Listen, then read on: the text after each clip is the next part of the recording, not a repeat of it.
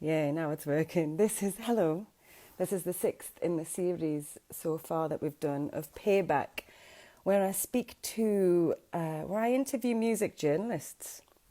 And today, this evening, I'm chatting to a fella named John Freeman, who was a lovely, lovely, lovely, lovely fella. Let's just find him. This is always my favourite awkward part. Here we go. Oh, he knows what he's doing. Brilliant. And breathe and sip. Hello, John. Hello, Dean. Can you hear me? I can. Can you hear me? I can very well. Cheers. Cheers. Oh, I want it. Oh. Is that quite stressful? Mate, I always get anxiety as soon as I start doing these. Just in general anyway, because it's like, oh yeah, there's loads of people watching this at some point, and also just like the technophobe in me comes out where it's like, I know it's going to be fine, but thank you for joining us, beauty. You're very welcome. It's a delight to be chatting to you, and I only had to press one button to get online, so I'm fine. It's all right, isn't it? It's nice. So I mean, so far, I've spoken to John Doran, Miranda Sawyer, blah blah blah. I think you are possibly. I think actually, out of everyone that I've spoken to, none of those journalists have actually interviewed me. I don't Really? think. Not proper ones. Matt Everett did like a little one, but not you're the only one who's done like a proper in-depth interview with me, A I few. think. Yeah, a few that I can remember really well. But so why journalism? What was it that got you into journalism? Well, Music journalism. yeah. I mean, I started off very late, so I think I was first published an album review probably about the age of 36, 37, or something like that. And so it's a relatively pathetic story. Music fan all my life. Can't play anything. Can't sing. Can't play an instrument. If you could play the triangle wrong, I would play it wrong. So, but that kind of usual love music, can't play it, and I would go and I would buy a lot of records. And as I got kind of into my 20s and 30s, and I remember one day I'd go to gigs and I'd write reviews the next morning for the people I went with. What do you think? And write little reviews. And I think they just got sick of it. They were just like, "Will you start pestering us with this stuff? But Just you do wrote it the reviews for yourself, purely for yourself. for myself." And Can you? my friends just said, "Why don't you just, instead of pestering us with all this nonsense, just go and try and do it properly?" And I was probably it was probably one of those kind of junctions in your life where you think, well, it might be nice to try and do something a bit new. And I did a course online at the London School of Journalism, which I'm convinced is not even a real thing. I think they just took my money. And then the usual, and then that thing of, but it gave me a little bit of confidence, and I learned a few things about how to write reviews and kind of how to pitch. And then I got a break with an Irish magazine called Alternative Ulster, where I think I just one Friday afternoon pitched the editor, and he must have been in a nice mood and just, please let me write something. And he gave me an album review to write. And then a couple of weeks later, and so I did that. And a couple of weeks later, he said, someone was supposed to be interviewing Liv Kali, and the person's dropped out. Can you interview her? And so suddenly, it was like a phone call interview. But after like 2 or 3 weeks, I was like, oh, wow, I've just interviewed somebody. And at that point, I think I realized that what I really loved about getting into this kind of new thing in my life was interviewing musicians. Was like the idea that I have no musical talent. Play and sing and write a song is a little bit magical for me, if I'm honest. I'm always a little bit in awe of people who are musical. So it developed from there. I started writing for Clash magazine. Yeah. I always had my eye on the Quietus, because the Quietus had started up a few years earlier, and it just seemed to be this incredible website. And I think I interviewed Wilco for the Irish magazine, and I think I desperately sent an email to John Doran saying, I'm sure you get lots of these emails. Please, could I write for you? And I've interviewed Wilco. I'm not quite sure why. I thought that would be a hook. Anyway, you know what John's like. I know he loves Wilco. Yes. So that was lucky, because I didn't know that.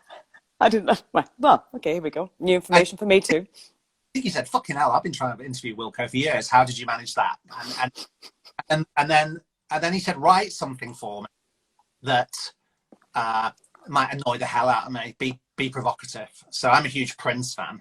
So I just, wrote my usual thing of that I loved Prince in the 80s, but Prince went rubbish after Whoa, whoa, 1980. whoa. 1 second. John Doran said to you, write something for me that'll what? Provocative. He just said, just stir something up. And I remember writing this article about Dirty Mind, which is Prince's 1980 album, which I love, but kind of made the story about how the fact that Prince went rubbish in 1988 and actually, wasn't that good after that, which I kind of stand by, but obviously, prepared to accept that's probably not really the case. Anyway, whatever happened with that review, well, he liked it and he asked me to write another one and another one. And that's how we met, because I think, in fact, you know what? I think the first time we spoke was for the line of Best Fit, because I also did quite a lot of writing for the line of Best Fit.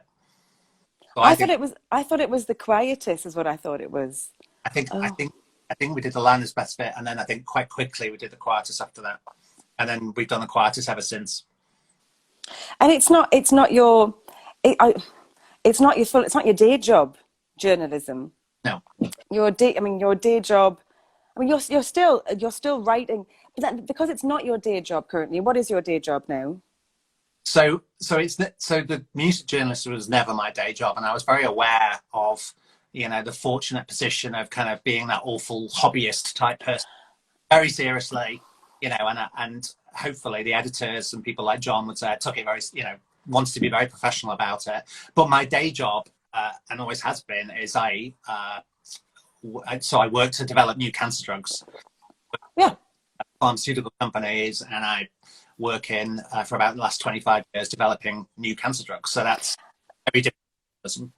I'm pretending I don't know. I do know. But I remember the first time you told me that, it was just like, I remember how amazed I was. Like, well, hang on, you're what? You're saving the world? Well, what the hell are you doing writing about journalists? What are you doing hanging out with me in a dive bar at the Great Escape in some scuzzy little smelly pub? Why would you choose to be here when you could be? But it's that, I remember being really surprised by it, but I don't know what it was that made me so surprised. Like, no, because especially there's so many people that, I mean, even financially, it's really hard to have a sustainable wage when it comes to music journalism, especially nowadays. So of course you have to have a day job. I mean, I think even people are surprised when they meet. You've probably had this when you've interviewed musicians. Yeah. And I bet there's a few that have told you about their day jobs that people are really surprised by. And it's like, well, no, music doesn't actually pay that well always. So yeah, and I remember, so it's the band. So I'm quite good friends with the band Pins, and Pins to me are excellent Manchester band, and they 3 or 4 albums, and they tour and they headline small festivals, and they're, in all intents and purposes, they're a proper band who make great music. And I remember speaking to Lois and Faith, probably after their 3rd album, and they said, oh yeah, we have to get, between albums, we have to kind of do normal job, do day jobs to kind of fund things. And I was thinking, what do you mean? The band doesn't fund everything? They're like, no, not at all. So endless. I mean, I don't know what the numbers are, but I can't imagine, there's that many people in the country that are able to make a living from music journalism without doing something else, whether it's DJing or whether it's, copywriting or whatever. But, I remember the one kind of overseas trip I got was to Iceland. That's a good one. Expensive. It was amazing. So it was just after the volcano and the dust cloud, and I think the Icelandic Tourist Board wanted to kind of get a load of journalists over to write about the fact that it was all fine and that you could come to Iceland Airwaves and Iceland was open for business. And we went over to see a band, Hayaltalin, who I love, play their music with the Icelandic Symphony Orchestra. And Dan Cairns was there. So I think Dan Cairns is a journalist for the Sunday Times. And I think maybe Dan will correct me if he's watching this, but I think he seemed to be like one of probably the last of a breed of people that might actually be able to make a wage out of being a music journalism. But no, I was always going to be, it could never be a paying job. But it's always going to be something that you revisit though, right? You're never going to be like, that's it, I'm never going to do any more music journalism again. Because it just seems like you properly love it. Like you're really passionate about about your Yeah, music journalism and about the importance of music journalism as well. yeah, you know, I think for me, where it becomes a very fortunate position is I can get to write about the music and the artists that I love, you know, and that, you know, I would be quite you know, I'd pick and choose who I'd want to write about, because actually I just wanted to write, you know, positive stuff and present, and artists present in a positive light. Well, you say that. You say Yeah. that. I do recall, I mean, because I have asked a few people when we do these interviews, like, have you ever given a really scathing review about somebody? And has that band or artist held a long lasting vendetta against you? Um, and I know that you have some good stories about that. So, John, have you ever given any band or artist a bad review? And has there Well, been a negative response? well, it's funny you should say no. So, I mean, I remember Dan Cairn saying to me that the Sunday Times never gave a bad review to a debut album, you know, and I've interviewed so many new artists, and I know how incredible it is, that first album and all the art and work and love that goes into it. And then you think some arsehole journalists kind of gives it a bad review, like who are they? But however, I think 3 or 4 then it kind of gloves are off. And there was a band, so they're probably still, I don't know anything about them now. They're a band called The View. I think they were from Dundee. Yeah, I, it had a song about their jeans or something, didn't they? Got my new jeans on. you now know more about them than I do. But anyway, I reviewed their album, which I would politely describe as kind of, you know, turgid indie rock, and I gave it 4 out of 10. And I did give it I don't think I was that harsh to it. I just didn't like it, and I didn't think anything of it. I think it was for Clash magazine, and 2 or 3 weeks later somebody from Clash phoned me up and said, emailed me and said, have you looked on the Views fans forum Not recently? today. Not yet. Do they even have a fans forum? Well, apparently there is a thread, and the title of the thread is John Freeman is a cunt. So I had upset people, the fans of The View, so much that I had my own thread. Apparently I was pretentious because I'd used a word with quite a lot of syllables in it. I think the word was preposterous was in the review, which... Yeah, pretentious. Anyway, I love the idea that not only that I annoyed somebody who liked The View, but enough of them to form their own thread. I love the idea of somebody just sitting there with rage and thinking, I need to start a new thread. And he needs calling out on it. I mean, but then at the time then, though, it wouldn't have been, as I mean now, and I, again, speak about this a lot, but I guess there is a thing I noticed with a lot of artists, they become kind of guarded. I do notice that many artists are guarded, myself included, sometimes in interviews, because you worry about something that you're saying getting taken out of context, but then it then being a headline of an article, and then it kind of, and then people saying things about you online and it going like viral, or, you know, getting passed about and retweeted and stuff on Twitter and all the rest of it. And so you kind of sometimes think twice about saying what you really want to say. But is that the same with journalism? Like, I could say this, but then maybe I don't want to say that because their fans will get me. Yeah, No? I mean, to be honest, I never felt that anything I wrote was going to be read by enough people for that to worry me. And I kind of love the idea that, you know, it's the idea that you think you're just here. So it's, you know, it's that kind of, I'd rather they came out. And so the other thing that really stuck with me, and in fact, I loved every minute of it. So I went, so the band Lush, the kind of shoegaze. Yeah. So I loved Lush back in the day, and they Lush. a few years ago, they were Lush. And I got to do the interview for the Quietus. So I went down to London and I interviewed Mickey and Emma, and it was fantastic. And I think they did interviews for the Guardian and Q and the Quietus. So it was quite a big thing. Maybe because it was online, the Quietus was the first interview. So, you know, it was kind of the you know, why they were back. Brilliant day. I remember the train on the way back broke down, and it took 7.5 hours to get back to Manchester. And at 2 o'clock in the morning, the next carriage, it became apparent there were a group of women coming from Norway who were going to the Royal Northern College of Music in Manchester, and they were opera singers. And once we got into the 6th hour of this train journey, someone said, well, if you're opera singers, will you sing us something? And I think I actually still do have a recording of these girls singing this most beautiful Norwegian opera on a train in darkness in the middle of a track at 2 o'clock in the morning. Anyway, that's not the story, but it's lovely. So I write the article, and I'm a fan of Lush, and it's great to have them back, and they're kind of explaining why they're back and stuff. And at that point, the Quietus had comments section. I think they've turned it off now because it just gets and it was fun. It's a shame. You always want a few comments. I love them.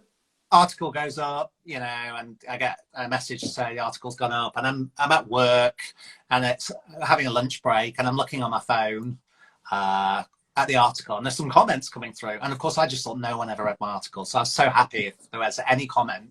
And there was one comment which really ripped into Lush. They obviously didn't like Lush, although they'd read the article, so I'm not quite sure why. And they said, and the journalist is no better. He's clearly just a bald, fat, middle-aged, gunt-rubbing fuck. Now, I was like, I don't really know what it is, but it doesn't say. So I say this in lunchtime meeting at work. We're all sat around. And one of my colleagues who's Canadian and kind of junior to me, I was like the boss man.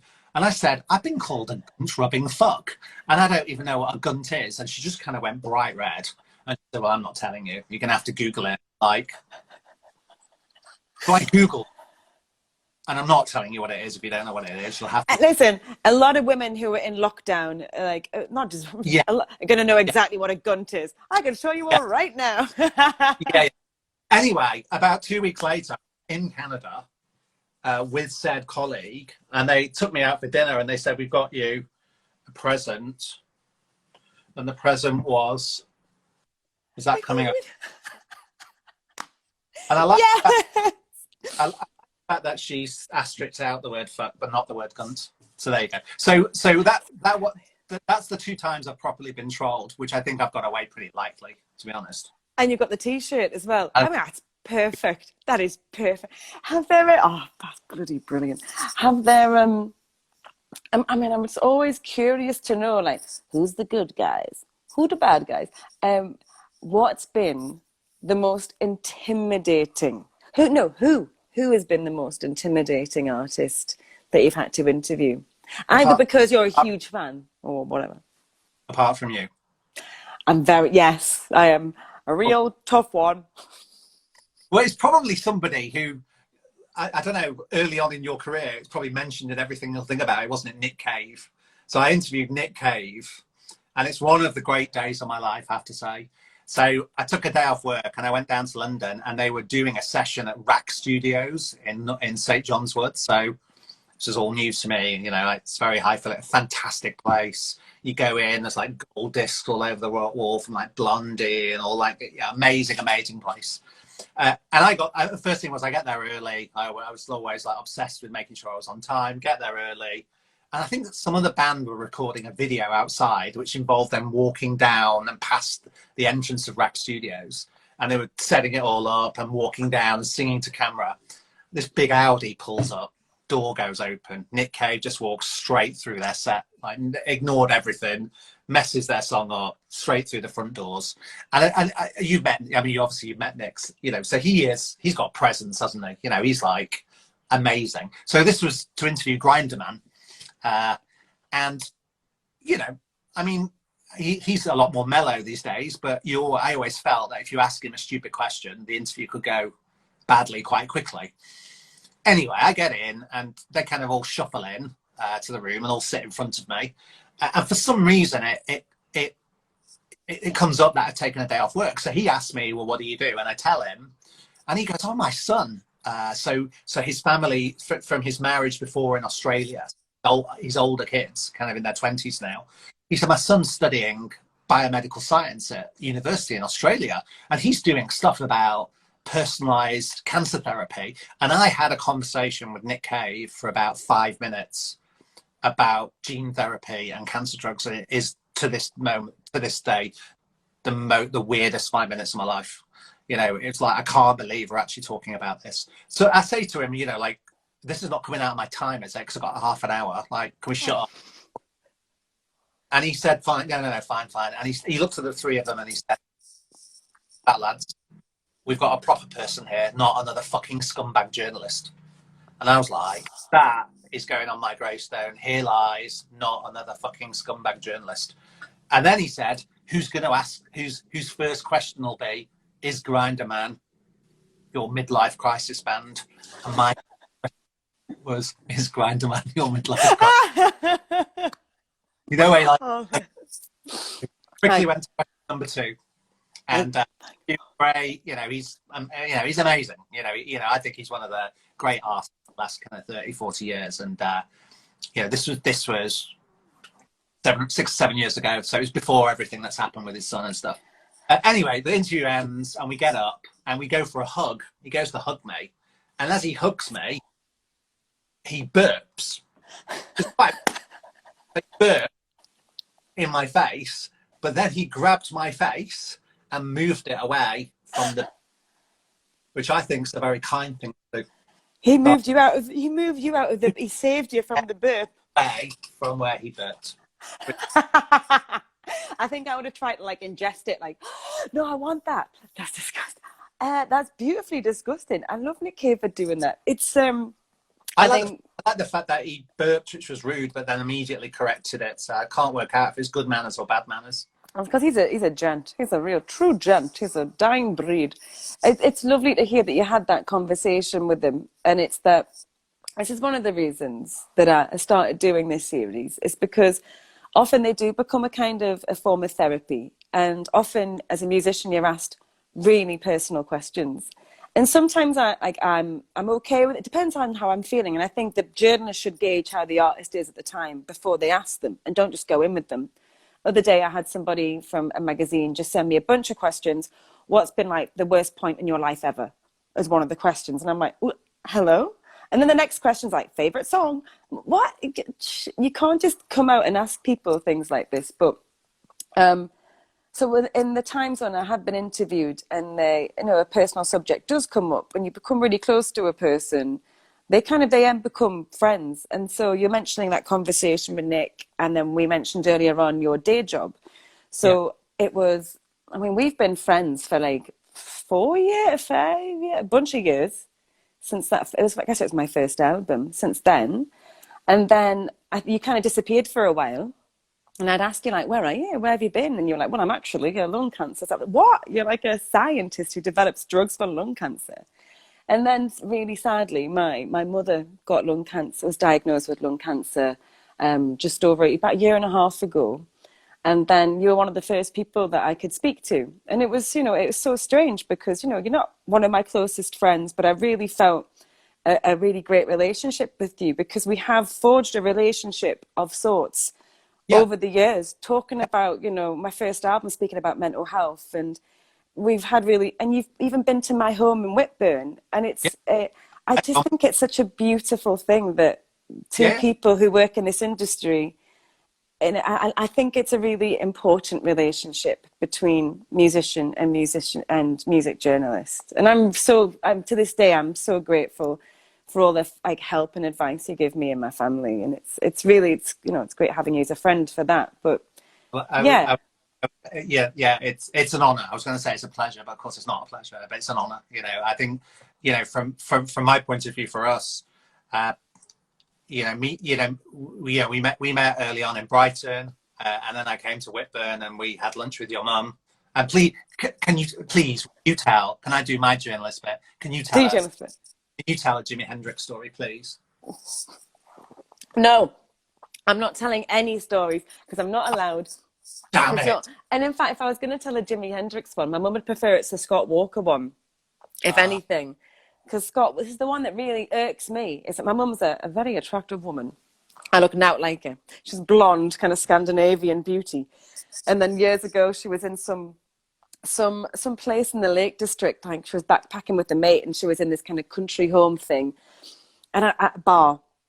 And then this gentleman comes up to her at the bar, and he says, "Hey, I'm sorry to disturb you, but I was just wondering if I could buy you a drink." And she's like, no, thanks, no, shy. And then she looks and she realizes who it is, and he asks again, are you I'd really like to just sit and chat.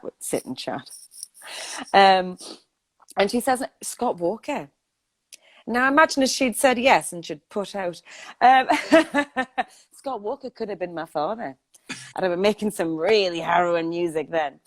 But yeah, she has great stories about back in the day and the people that she would meet and all the rest of it. But I mean, because going back to the fact that we've now forged this friendship. Do you have that?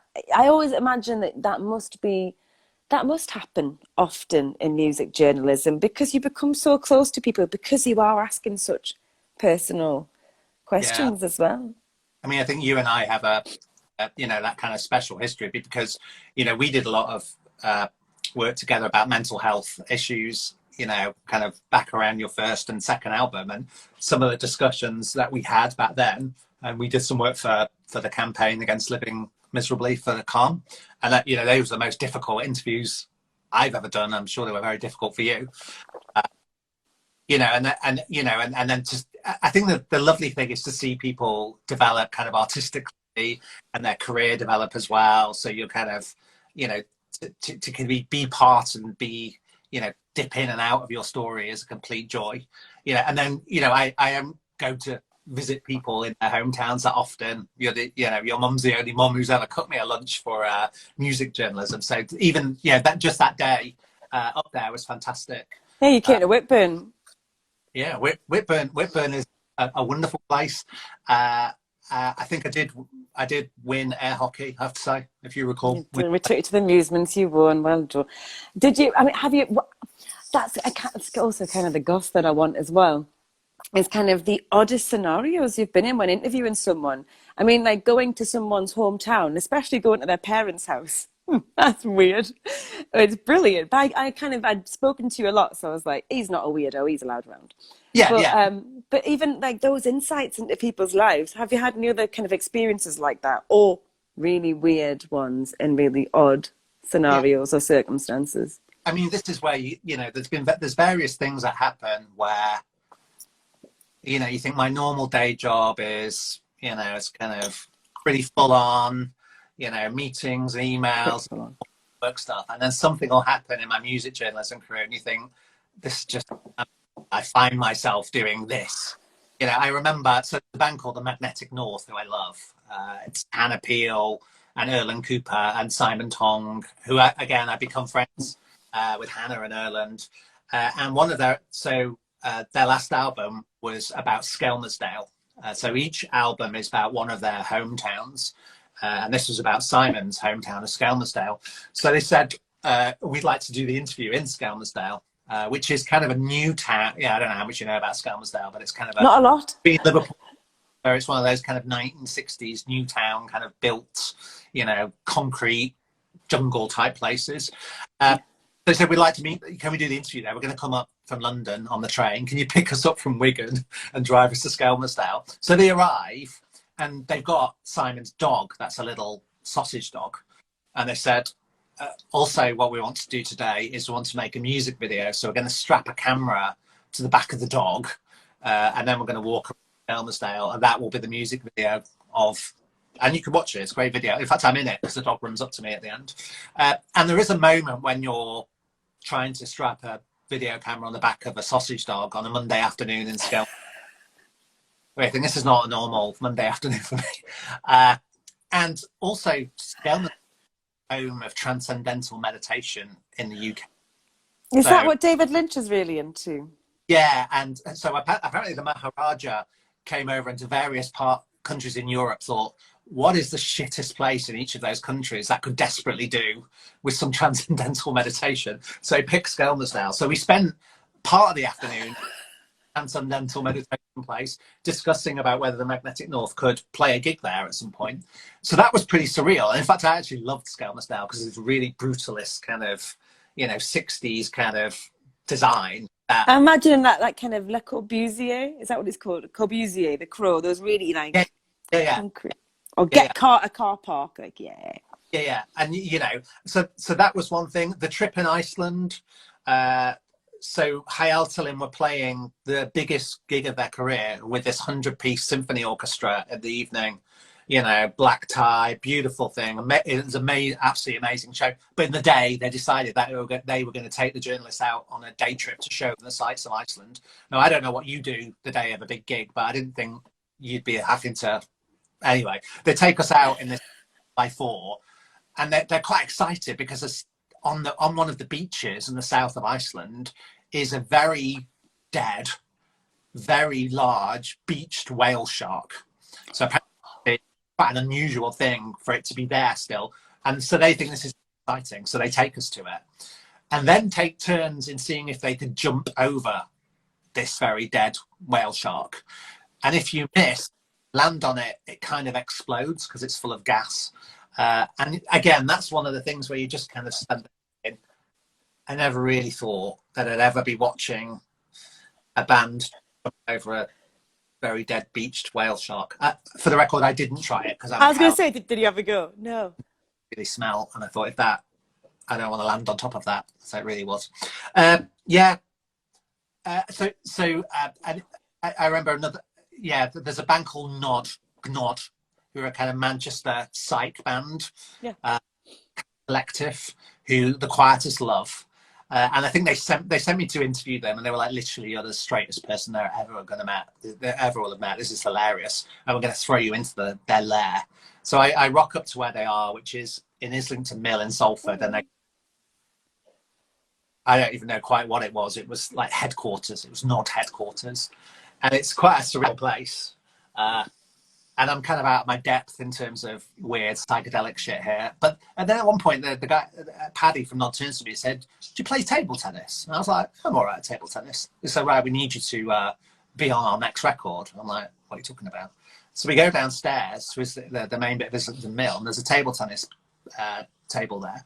And they've rigged it up so if the ball lands on the table, it makes a note, and different notes on the table. And they went, nobody's good enough to make a rally, to keep a rally going. So if you're any good at this, can you just have a rally with him, and then we can record you for this record?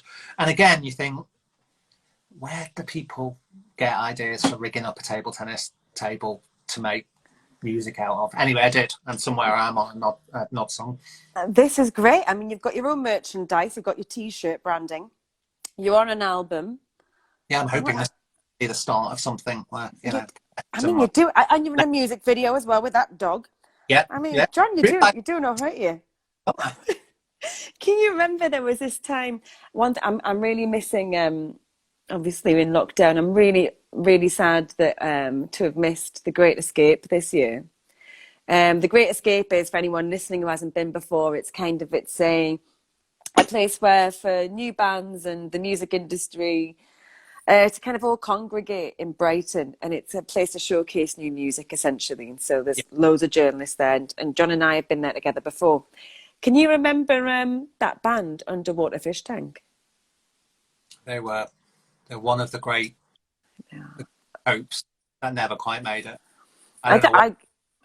You know, if only we could get them started again. I don't know why I bother making music after Underwater Fish Tank. So, but the point is, so that this band didn't exist. Now, did you make them up?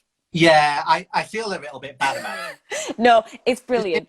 My friend, I can see your friend Yasmin was there, and she just wrote, "Yeah, they were the best." Yes. But I think it's brilliant, and this is one thing about music journalism that I love that you do, that I hate that some people do, and I love that you don't do it.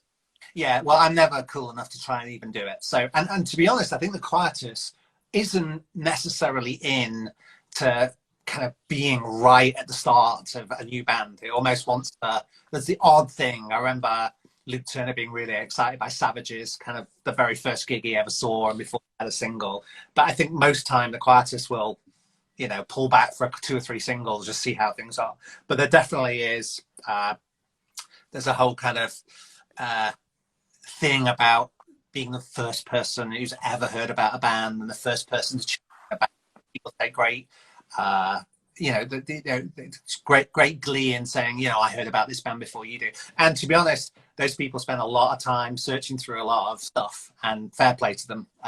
But I think it can get a little bit kind of one-upmanship. Oh, well, I'm better because I knew this band before you. So I think we may have had too many beers one night at Great Escape and decided to set up a Twitter account for a new band called Underwater Fish Tank that were going to be playing a secret gig at the Great Escape. And it's weird because you put that out and quite quickly people say, oh yeah, they're great, you know, oh yeah, I saw them at some point, and you're like, we just made it up. You know, it's like, I had people coming up to me and being like, you know, oh, what have you seen this weekend? I was like, oh, I saw so and so in this band. That was like, did you see Underwater Fish Tank? No, but that's a brilliant name.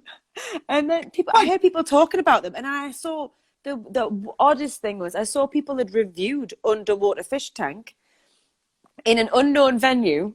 So this band that you just fabricated out of nowhere to kind of highlight how ridiculous the hype can be, you know, and I heard people talking about this band, and so I wondered, you know, does that still like? I mean, they must still. I don't know if you still kind of get. Is there that kind of competitiveness sometimes in music journalism, where you feel like you still? I know that radio journalists they often want to do it. They want to break an artist first. yeah, Like I played them first, and so yeah, from then on, they and, always get the exclusive. Do you yeah. have that still So in print?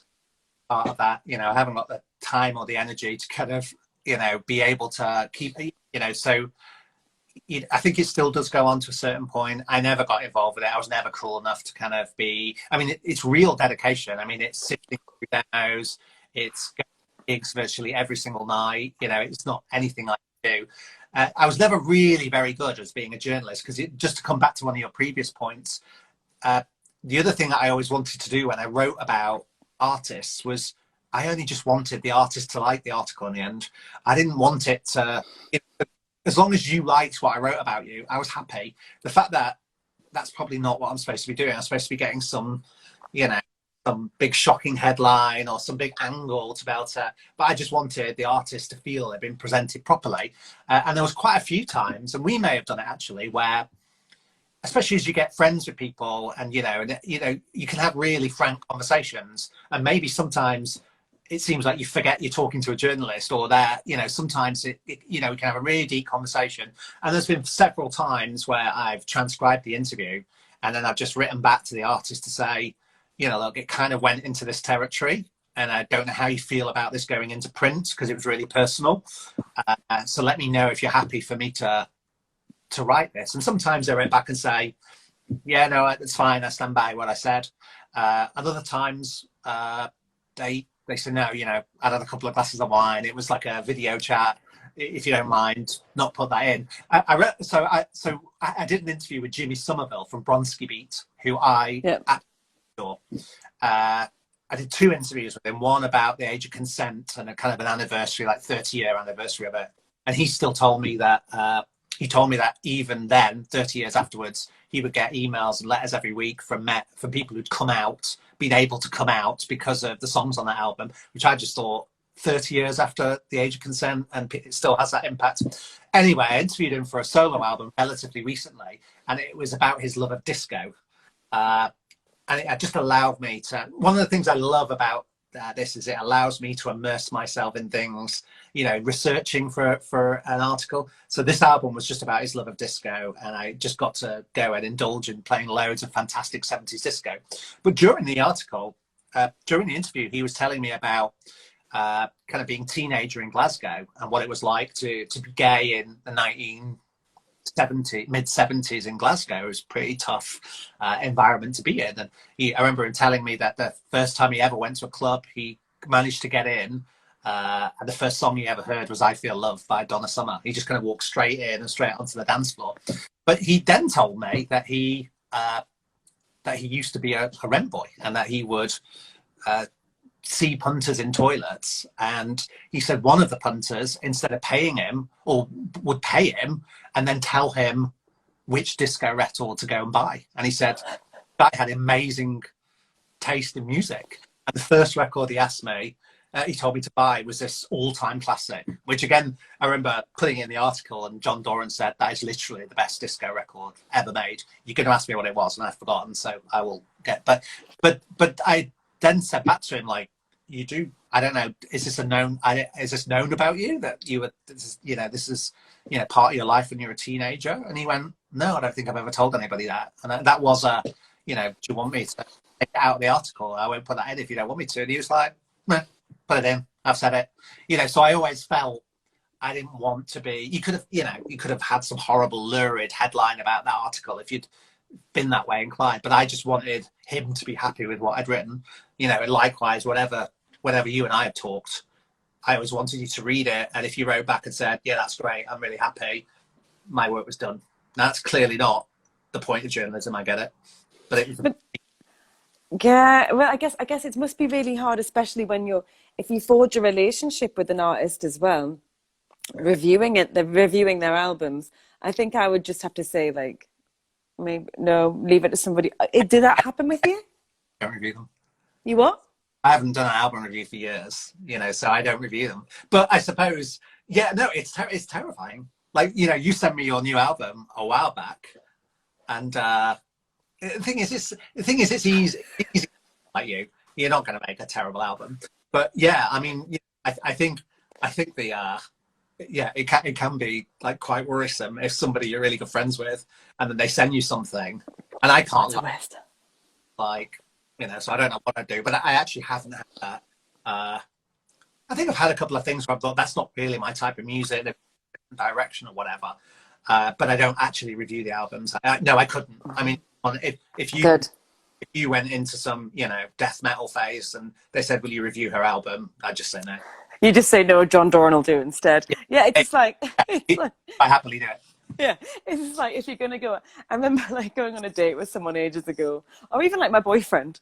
Like we just started dating, and I didn't realize. And there's like a few dates in, he was like, "Oh, you know, I play music too," and I was like, "Oh no, no."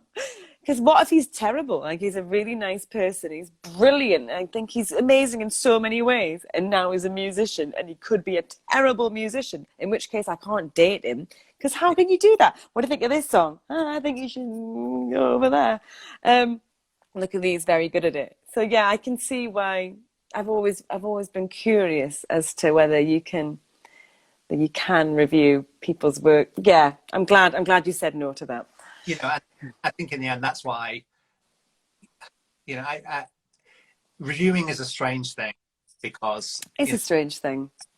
I do understand the argument that, you know, someone said to me, it's so that we're listening to things so you don't have to, you know, so but for me, I think, again, something you said, the more I got into this and the longer I was a journalist, the more I realized I know nothing about music. You know, you kind of think you know a lot about music, and your friends say, oh, you're really into music, and then you become a journalist and you start getting it, and there's always people that know more than you.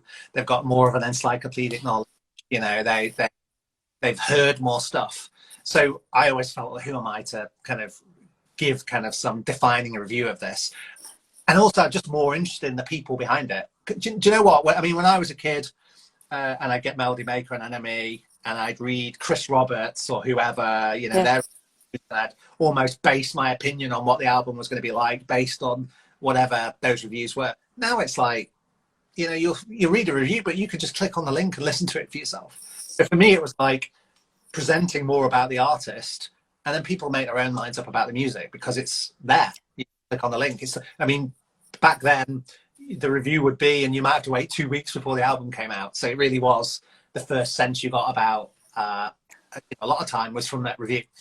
Well, I guess, but would it have been a more exciting time in music journalism then? Because now, it's the thing I find really frustrating is that people have so much access to artists, and new artists especially are asked to give so much of themselves away, and there's just no mystique. Like, go on Instagram and like post every day what you eating, show people what you're eating, make sure you're telling them this. Did you post a photo of your face? You'll get more likes for the photo of your face. And you have to give over so much more information about your everyday life. And there isn't that beautiful mystique there that, you know, artists I grew up watching, like PJ Harvey, I couldn't tell you what she had for dinner last night. But with a lot of artists I can. And so music journalism then served this beautiful purpose there, where it's like you get this glorious insight into this person whose music that you just adore, and you really want to get inside how their mind works. Is that change in music journalism now? Well, firstly, I agree with you. because, you know, some of the artists I loved, part of the reason for loving them was how they came over in the press, and, you know, the way those interviews were conducted, you know, and finding out about them. So almost like listening to the record and then going to these very in-depth interviews about them, and, you know, kind of connecting with them that way. And there is far too much, you know, kind of that kind of noise about an artist now, where you don't need to know everything they're doing every day. But I don't want to sound like an old fart. I think the key thing for me personally was the Quietus is a vehicle to have a proper conversation, a proper interview, you know, where I hope, and certainly the impression I get from the people I've interviewed for the Quietus, is they feel there's a chance to get their point across properly. It'll, you know, you can have an in-depth conversation. We're not going to go off and say, you know, what's your favorite fruit, or, you know, what's your favorite holiday. You know, you will, you know, well, we can do that if you like. Yeah, and I guess there's no filter there as well. Whereas anything you post online, that can be false, you know. Whereas, like, if you're coming to somebody's home, a childhood home, there's nothing you can hide there. It is kind of all, you're bearing all there, and I think there's a different kind of beauty and an insight into that. Is it a career that you would recommend somebody to go into? Because I worry that it's a dying art, with like the demise of, hopefully it's not going to happen. But I mean, when Stool Pigeon, when that closed, and that was a really devastating day. And then Loud and Quiet, we're talking about that, and now Q Magazine. How do we encourage people to get into music journalism? How do we sustain it? What would you say to encourage somebody to get into music journalism? Well, I mean, firstly, you know, it may well be that, you know, going forward, the model is that people, you know, it has to be part of a number of things that a person does, you know, so it isn't going to be the only thing to do. Probably aren't that many, as I said, who just from there. But I think, you know, for me, that great thing is that to write about something you're passionate about, or to be involved in something that you're passionate about, be able to write positively about people doing incredible things is joy. It's a privilege, and if you can have that as part of the way that you earn a living, you know, it would be almost like that's the really exciting bit. You know, maybe like there's some kind of other mundane office job bit you have to do, but actually, you know, the truly exciting bit is being able to write about music that you love. I wasn't so fussed about giving bands a kicking, or, you know, writing negative stuff. I wanted to just be really interested in artists and get to understand a little bit about how they create, you know, and what was it about their background, about their history, that made them into what they were today. So I think it's, if you're interested in people, I think that's what I realized about music journalism, is actually just being really interested in people as opposed to the music, because the music talks for itself, you know, in the sense you're probably not going to convince anybody to listen to your album if they don't want to. But what you'll do, hopefully, if an article's written well, is get a better understanding about why you wrote it, you know, the themes behind it, and the sort of person you are. Now, that to me is it's a real privilege to be able to be part of people's journey on that. And you know, Quietus for me is great because it's you know, they want words, not pictures. You know, they want people to be able to read, and they want people to be able to, you know, follow a discussion, and also have angles. You know, so John Doran and Luke were fantastic at saying, go up to Whitburn, go and see her, go and have, you know, do it. You know, don't just do another "why did you make this album" conversation. Just go and base it all about a day out in Whitburn. You know, lots of different. I tend to get a lot of the health type angles. So there's been quite, you know, because of my kind of background, my day job, that they'll say, can we do an article where I'd like to discuss something about my health, or, you know. There was one article of yours, and I think you were discussing dementia with one of the artists. Who is that? Yeah, I mean, two that really stick out. And to be honest, these are probably, along with the stuff we did for Calm and kind of the important articles that I've ever written. Yeah. So Hannah Peel, who is in the Magnetic North, but obviously has She's a incredibly. superstar. She's amazing. Her, I think her last kind of proper solo album was about the concept of dementia. So her grandmother had suffered from dementia, had kind of died from dementia, and my mum had Alzheimer's and dementia. And around the time of that album, my mum died from that as well. So we met up actually, in fact, at the Wellcome Trust on Euston Road. Yeah. And they had an exhibition at the time about, I think it was called Grey Matter, and it was about the impact of dementia, from a neurological point of view. But also there was a section about music and dementia, because of course, I'm sure you're aware that for people who have Alzheimer's and dementia, certain songs, that they can be, they can be pretty ill, but they can hear a song from their childhood, and suddenly, they will, because that kind of the kind of music's so primal and kind of embedded, that those memories, can almost becomes like a muscle memory of some sort. It's ingrained so deeply. Yeah, so there were loads, so again, we had this interview in the cafe there, and obviously it got quite emotional because her grandmother had died and she'd written the album about her, and my mum had died. So God knows what the people next to us thought about these two people blubbing themselves for about half an hour. But we were able to, and I think from there, there's connections to, I had some connections to Alzheimer's charities from that article, and I did.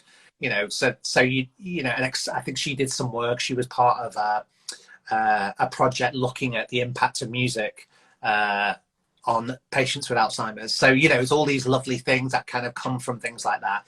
And the other one that I did that I was really, really proud of was there used to be a band called Tulips, who and lead singer was Tig, or is Tig.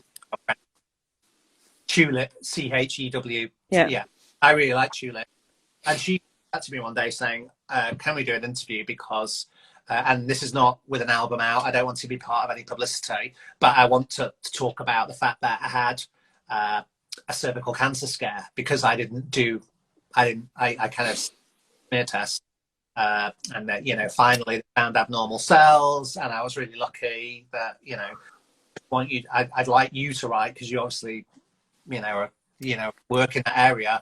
I'd like you to tell the story of how lucky I was, because I'd missed my smear tests, and then I finally had one, and it caught this stage. And even if one person reads it and gets her smear test booked in, then it'll be worth writing.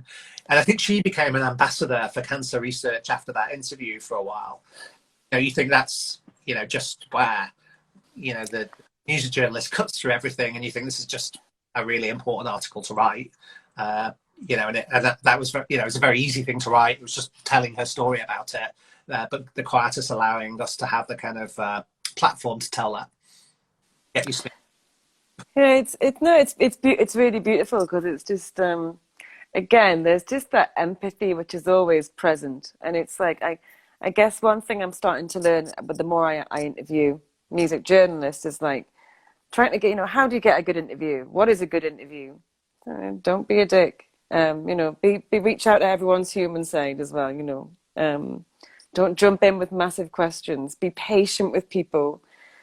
Be generous with them and stuff. And it's and I suppose it's there's only so much you can put forward in song, and especially when you make an album about something as a political album, or about a devastating point in your life or whatever.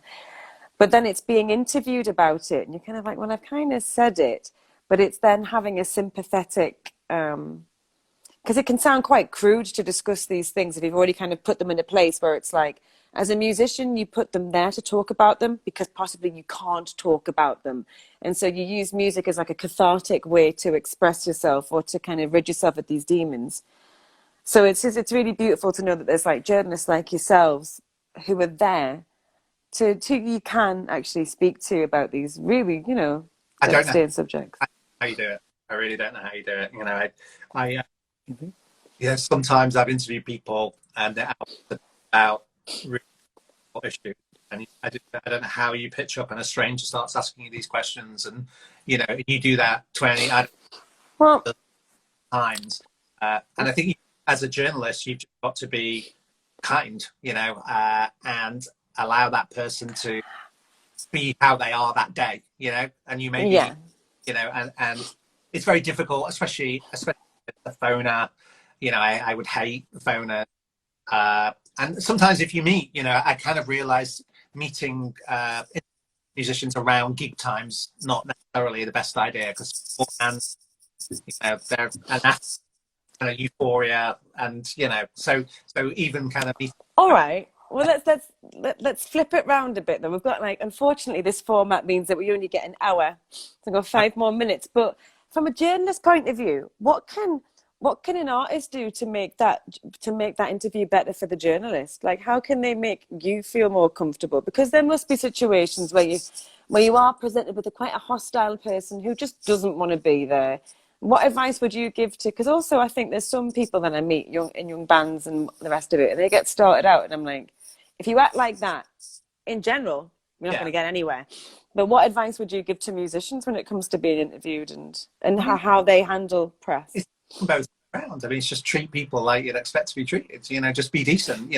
Unless they're trying to do their job. Someone wrote, "Don't burp on them." Yeah. I mean, if you're going to burp on them, move their face out of the way. I think I had the guy at a block party, and he just literally gave me one-word answers, and it's like, Kelly. Yeah, and it's like, okay, there's nothing I can do with that, really. It's fine. I've generally, everybody's been hugely polite and really, really, really lovely to interview. I don't have any terrible stories of interviews at all in kind of over 10 years of doing it. But I think it's about the journalists trying to do their job. They need something to be able to write about, so you have to give them something a little bit. But it's a two-way street. Like I remember feeling early on, some musicians telling me it's obvious that the journalist hasn't even listened to the album or read any or read the press release like the minute before. So for me, journalists, be prepared, listen to the album, do the decency of reading round the artists so you know a little bit about them. And then what was quite hard for me, I'm still not very good at it, was ask a question and then shut the fuck up. I'm learning. And what's great, if they reply and you don't like, I don't think you've got enough, just keep quiet, because people's natural tendency is to then keep talking to fill silence. People don't like silence. And I have to say, a lot of the best things I've ever had in interviews is when I just keep quiet and people keep talking, and then the good stuff comes. So shut the fuck up and shut up.